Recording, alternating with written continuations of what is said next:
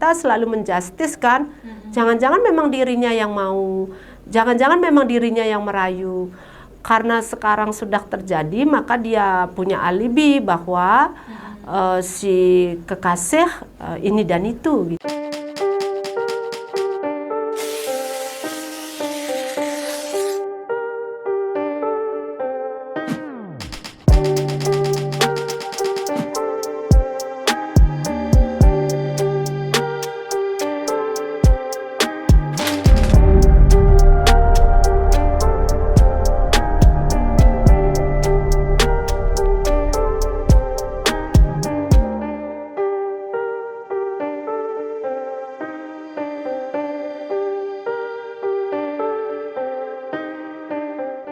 Apakah termasuk juga yang sebenarnya sebelumnya kita pernah membahas topik tentang video pornografi ya, tapi ini sepertinya juga masih terkait. Nah, apakah itu juga termasuk hubungan toksik, Bu Buddha, ketika pacar itu menggunakan video itu untuk meminta, ya tanda kutip melayani gitulah, apa nafsu seksual? Ya, termasuk itu juga ya.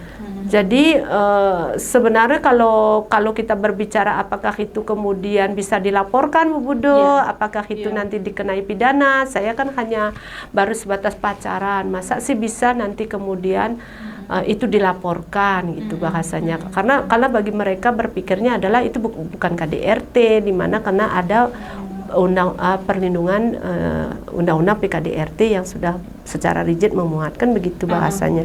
Nah, kalau di sini kan kalau kita ngomongin tentang bisa dilaporkan, sangat bisa. Kalau hanya begitu kan kadang teman-teman anak-anak muda itu merasa apa benar kan? Iya, iya pasti ada kesangsian juga ya. Jadi saya bisa memberikan semacam putusan-putusan pengadilan yang pernah terjadi, semisal di Surabaya begitu, itu adalah terkait dengan pengenaan pasal 351 ya KUHP, itu terkait dengan dianggap sebagai, kalau kemudian dia sudah melakukan hal seperti itu yang seperti tadi kita jelaskan, itu dianggap sebagai perampasan kemerdekaan. Nah, kemudian untuk Yunto pasal 33 itu tentang penganiayaan. 333 Bu Buddha ya? 333 itu yuntonya, itu memang terkait dengan penganiayaan. Maka itu dipastikan kalau sampai kemudian dianiaya, apa itu ditonjok dan lain sebagainya, iya kemudian. Dan tentu kemudian pemeriksaan psikologis juga dipakai menjadi semacam bukti tambahan dari kasus tersebut. Dan pihak Pengadilan Negeri Surabaya sebenarnya juga, kita ambil satu contoh saja, itu sudah memutuskan sampai 1 tahun 3 bulan.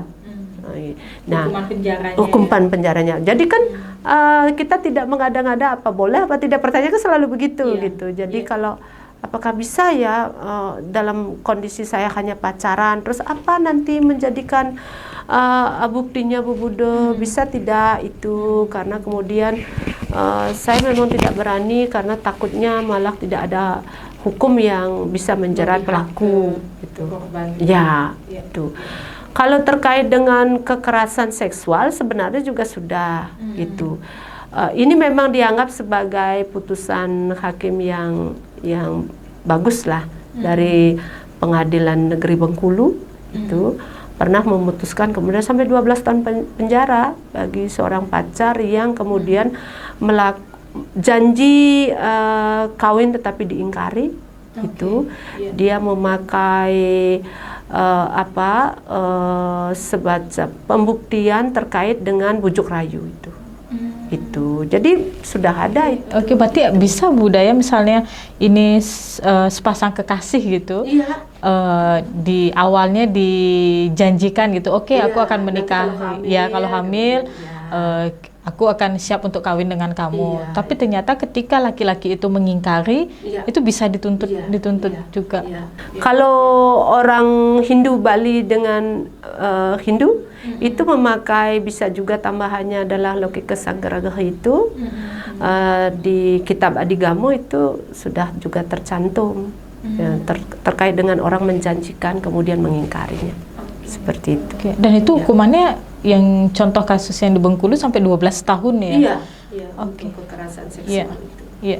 Nah, dan yang contoh tadi itu juga sebenarnya kalau kita lihat ini kenyataan di Bali juga Buddha, karena saya sempat beberapa kali dilaporkan gitu atau diberikan informasi, ternyata banyak yang melakukan pengingkaran janji itu gitu. Iya.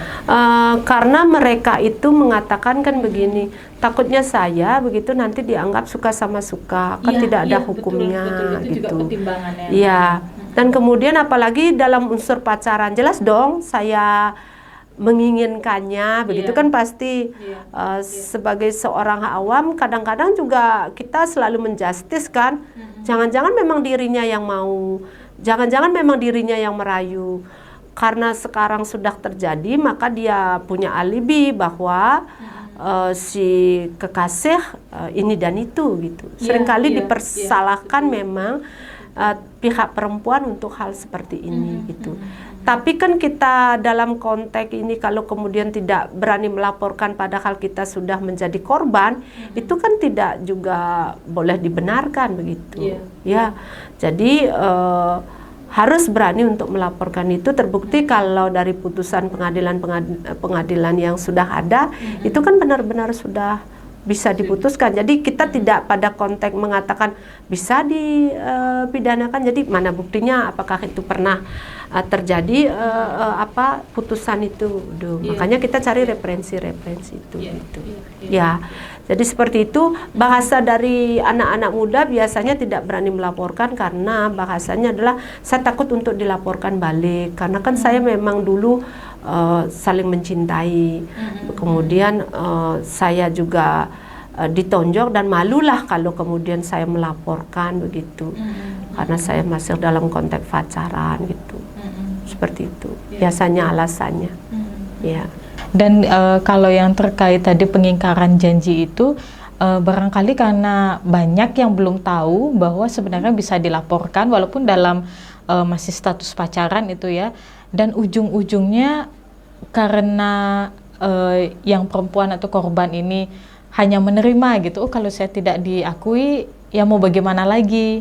Nah akhirnya dia mencoba untuk kalau tidak aborsi atau dipertahankan, tapi kemudian mohon maaf ini kan pada kondisi yang paling buruk itu kan ketika dia melahirkan itu anaknya akhirnya dibunuh atau dibuang begitu saja. Yang bayinya itu Bu Buddha kan itu dalam beberapa peristiwa pernah terjadi juga di Bali gitu. Sering itu terjadi. Jadi Mbak Sudiani, kalau kemudian saya sih ingin mengajak anak-anak muda ya, karena kalaupun apapun yang terjadi itu resiko terburuknya kan ada di kita.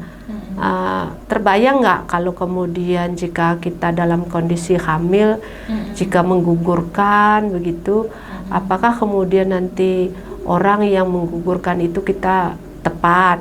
Namanya menggugurkan itu, apalagi itu bayi sudah besar dalam kondisi memang dilakukan sebenarnya awalnya adalah suka sama suka, kemudian terjadi pengingkaran. Memang dampak resikonya sangat buruk itu di perempuan, karena beberapa ancaman itu pasti mengintai itu. Ini kita ngomongin terburuk. Coba pikirkan, satu, kalau kemudian nanti kehamilannya itu memang aborsinya di tempat yang tidak profesional, pastilah dampak pendarahan hebat itu kan bisa terjadi. Kalau sudah kemudian dampak pendarahan hebat terjadi, resikonya adalah kematian pada diri kita sendiri, ya kan? Yang kedua, kalau kemudian aborsi itu kemudian terjadi, ya, kemudian digerebek atau apa, juga akan beresiko kita akan kena pidana. Sebenarnya kan kita korban, ya kan? Kemudian di yang terburuk itu memang kematian akan mengintai, dan kalau toh kemudian bisa diaborsi, tidak kita pada tahap kematian, kemudian bisa juga akan rusak rahim kita. Nah, setelah itu kemudian kita tidak bisa hamil lagi gitu. Menurut bijaksananya sih, menurut kita memang kalau sudah hamil begitu, bicarakan itu kepada orang tua. Saya pikir orang tua siapa saja memang akan marah di awal, memang pasti marah. Tapi biasanya dia akan sangat mengertilah keadaan itu. Maka itu akan mempertahankan kehamilan itu. Kecil risiko kemungkinan hal-hal yang kita tidak inginkan itu akan terjadi, kan gitu. Yang paling memang menakutkan bagi orang di Bali dalam kondisi kemudian hamil tidak ada bapaknya, kan begitu. Tapi kan kita sudah pada persoalan dan konteksnya tahu bahwa tidak ada suami pun, tidak ada bapaknya pun, kita sebenarnya sudah terlindungi oleh hukum terkait dengan boleh membuatkan akte ibu saja gitu. Dan cerobohnya lagi kadang-kadang di masyarakat adalah kemudian sibuk mencarikan bapak untuk anak tersebut karena ada stigma anak haram atau anak bebinjat itu, Mbak Sudiani. Ya, jadi tidak ada anak haram, tidak ada anak bebinjat. Kalau dari perspektif kita gitu, karena anak ya anak, anak ya anugerah Tuhan. Yang tidak baik itu kan perbuatan kita memang itu. Makanya untuk menebus dosa atas apa yang sudah kita lakukan, kekeliruan kita kan memang harus memelihara ini dengan anak ini dengan baik, kan begitu ya. Ya itu sih yang bisa kita beritahukan. Seperti yang Bu Buda bilang tadi kan, dari stigma-stigma itu dan ketakutan korban di sini itu, ketika dia dalam keadaan panik itu yang akhirnya berpotensi pada kejadian terburuk ya, bisa membunuh anaknya atau membuangnya. Seperti kasus yang kami dampingi begitu, memang agak fatal. Kemudian setelah di penjara pun belum di penjara. Waktu itu korban memang membunuh bayinya bersama pasangannya. Ditahanlah kemudian di Polres begitu, di Polres. Nah, di Polres pun kemudian hamil lagi begitu. Nah, itu memang kita sangat sayangkan, tapi tetap saja kita upayakan untuk kemudian tidak dilakukan hal-hal yang tidak baik lagi begitu. Dia kita mohonkan ke pengadilan setempat dan kemudian dibantu oleh pihak lembaga pemasyarakatan, karena sudah kemudian ditahan di lembaga pemasyarakatan dengan kemudian dukungan dari pihak Kejaksaan Negeri dan disaksikan oleh Majelis Utama Disi Pekraman, MDA sekarang setingkat kabupaten, kemudian menyaksikan perkawinan itu. Kita memang memohonkan ke pengadilan itu. Jadi memang dikawal oleh pihak kepolisian gitu. Nah, kita kan tidak menginginkan hal-hal buruk lagi dilakukan begitu, karena sudah pernah melakukan itu, jangan lagi ditambah kepanikannya kemudian melakukan itu lagi gitu. Dan itu yang terjadi begitu. Jadi dia syukur masih kemudian selamat. Pasangan suami istri itu waktu itu belum pasangan suami istri ya melahirkan berdua tuh, dan langsung kemudian dibuang bayinya dan meninggallah bayi tersebut begitu. Sudah dalam kondisi memang siap lahir sebenarnya bayinya gitu, dia lahir.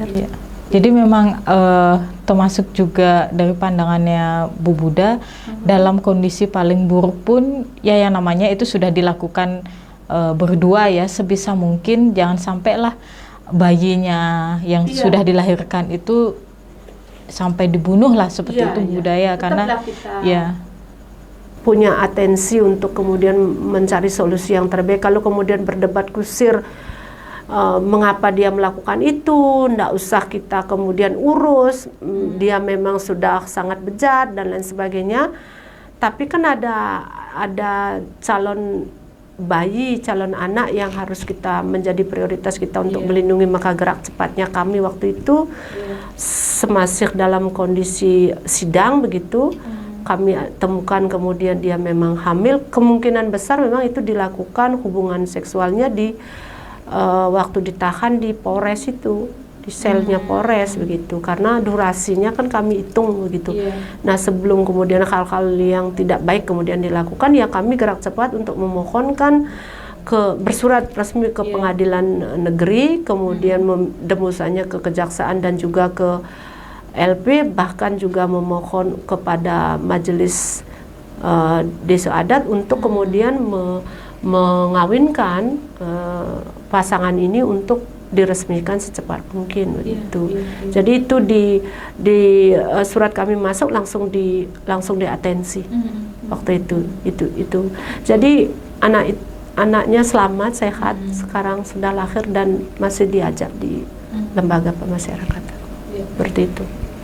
Nah Bu Buddha, ini terkait dengan juga hubungan-hubungan yang ya boleh dibilang kan sebenarnya yang tadi itu juga bukan hubungan yang sehat lah gitu ya sebenarnya ya gitu. Dan nah di sini ada juga kondisi di mana walaupun orangnya itu mungkin dia sadar bahwa hubungan yang dijalani itu sudah beracun, ini sudah tidak sehat untuk satu dengan yang lain, tapi dalam kondisi tertentu entah mereka sendiri itu tidak mengerti apa yang terjadi, karena ini juga yang saya dengarkan langsung gitu dari beberapa korban gitu.